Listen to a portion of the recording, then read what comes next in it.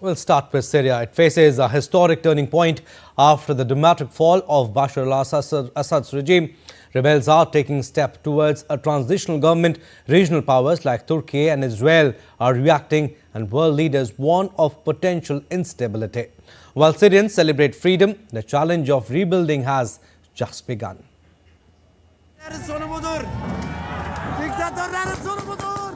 The Assad regime has fallen, but Syria remains gripped by anxiety as multiple powers vie for influence.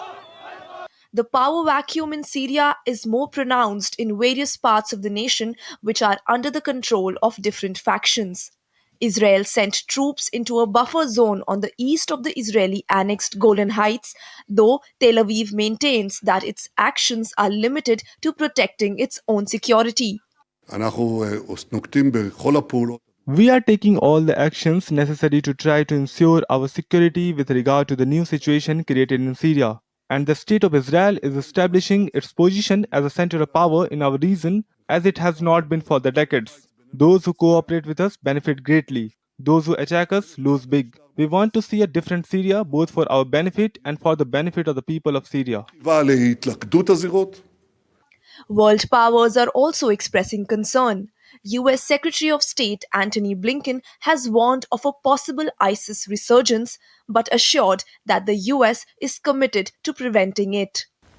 The end of this regime is a defeat for all who enabled its barbarity and its corruption, none more than Iran, Hezbollah, and Russia. So this moment presents a historic opportunity, but it also carries considerable risks. History shows how quickly moments of promise can descend into conflict and violence. ISIS will try to use this period to reestablish its capabilities, to create safe havens. As our precision strikes over the weekend demonstrate, we are determined not to let that happen. The changing security situation has altered the diplomatic scenario too. Even as Turkey has reopened border crossings to encourage Syrian refugees to return. Many European nations, including Germany and France, have temporarily frozen asylum applications. Rebel commander Abu Muhammad al-Golani met with Assad's former Prime Minister Mohammad Jalali and Vice President Faisal Mekdad on Monday to negotiate the transfer of power. The United Nations Security Council held an emergency meeting late Monday where diplomats expressed shock at the rapid collapse of Assad's regime just 12 days after the rebel offensive began.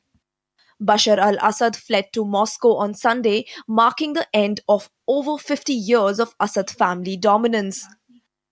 For Syrians, the sudden change at helm has rekindled hope of peace and prosperity after 13 years. The war has claimed lives of hundreds of thousands and displaced millions.